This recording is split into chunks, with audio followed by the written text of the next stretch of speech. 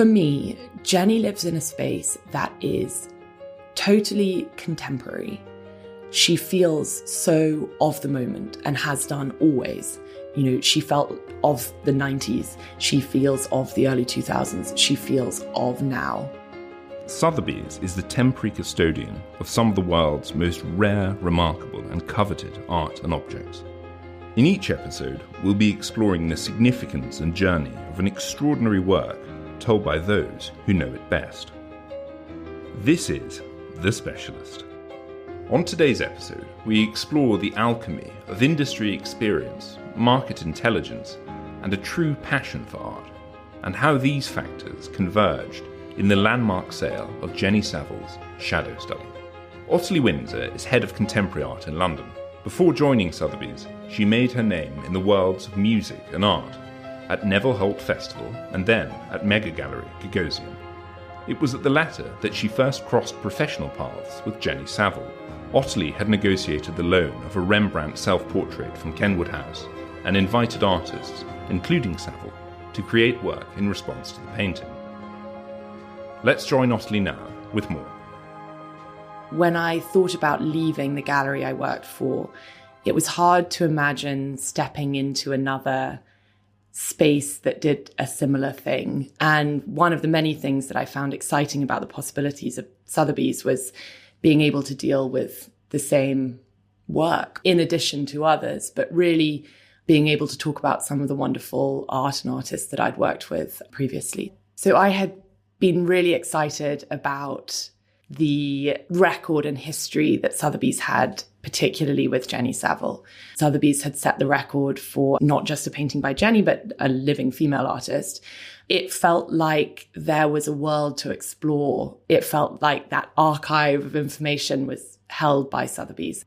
Jenny Saville was born in 1970, and since the very early 90s, when she left art school, she has defined herself with large-scale oil paintings. These have tended to be almost exclusively representational, most famously bodies and female bodies or bodies in between, and then through to portraits that are more focused on heads and faces, but always with that wonderful de Kooning quote that flesh is what oil paint was invented for. The first time I stood in front of one of her paintings, I was 16.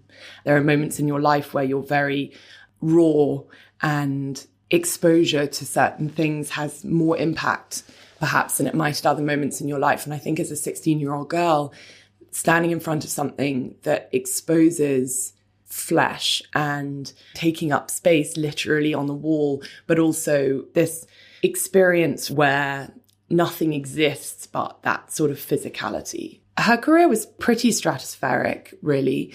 Her work was recognized very early on by influential collectors and critics, the most sort of famous of which, Charles Saatchi, who, whilst she was at Glasgow, was part of this movement that would become referred to loosely as the YBA, Young British Artist Movement. She met Larry Gagosian in the late 90s, and they have had such an incredibly trusting and fruitful relationship as artist and dealer. She's never had another gallery since meeting him. I had been at Sotheby's about 6 months, I guess it was, or maybe less actually. I was very focused on finding things to work on that I actually felt I knew, showing the ways in which my specific skill set or knowledge base could be useful. So I was focused on trying to find and bring to market a work by Jenny Saville. We did what we do, internal discussions about price and about how we might create an environment that felt appealing to a client who had really not given us any indication that they might want to sell something. So the work that we were looking at is Shadow Study, very typical of Jenny's work of that period, but also Jenny subverts categorization of her work deliberately, and something referred to as a study might be 2 meters high, which is the case here. Something that feels like a painting and is made of paint is in this case on paper rather than canvas. It's dated 2007, 2008, and it is one of these great early moments of real abstraction. The images of a face with short brown cropped hair, sort of staring down at the person looking at it. There is often gender ambiguity in Jenny's work, and I think this is a painting that exhibits some of that. The face and the skin is rendered in a very abstract way. You could read it as birthmarks, bruising, and perhaps less violent or permanent, just passages of shadow and light across skin. I think what I like about it so much is that you can feel the different ways that Jenny sees and looks at the world. She always takes as a reference point real people. She works in her studio, historically has always worked with models, but she works from photographs of those models or from photographs of people that she knows or has seen. So for me, in that sense, it's an incredibly typical work of Jenny's, whilst also being a really hard to find unique object.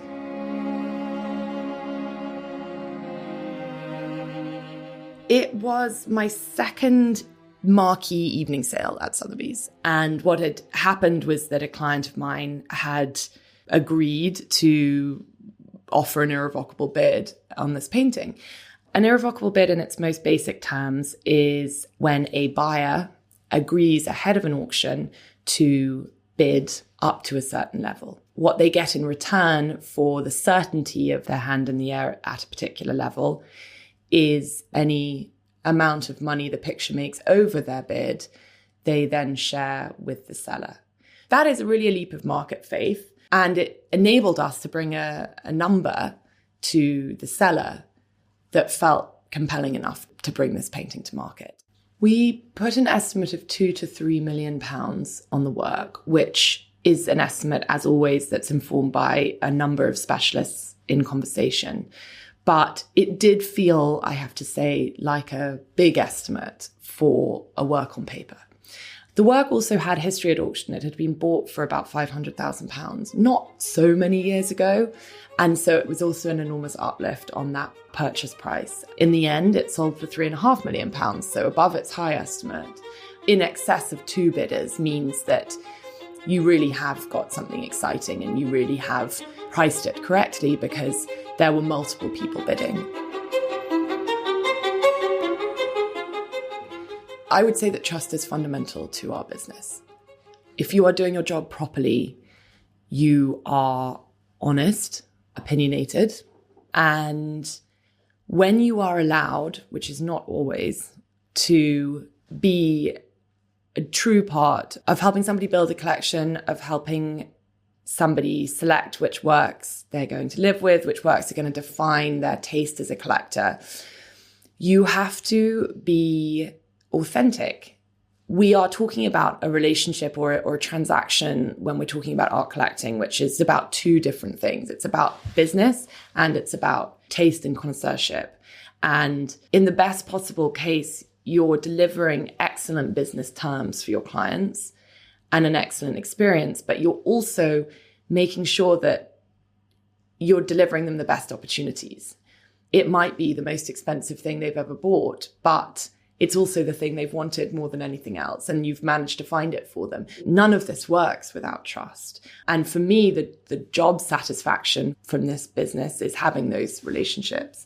And the amazing thing about what we do at Sotheby's, the combination of specialism and business acumen, the understanding of a marketplace, but also that marketplace isn't a commodity. It's things that are intangible. It's things that have no material value, but rather have more value than anything in the world because of what they tell us about humanity, and the excitement of being part of an organization, of a business that cherishes both the specialness of the objects that we work with, but also the excitement of what we do in a business environment. It's unbeatable. I mean, no one can do what we do. No one can sell hundreds of millions of dollars of art in one night. We have the specialism and we have the market knowledge to create that moment where it's something that the person sitting next to you might not give a fiver for, but you're willing to give everything for. And to find not just one of those, but 65 lots in an evening sale's worth of those buyers. I mean, that is so exciting. Thank you for joining us on The Specialist.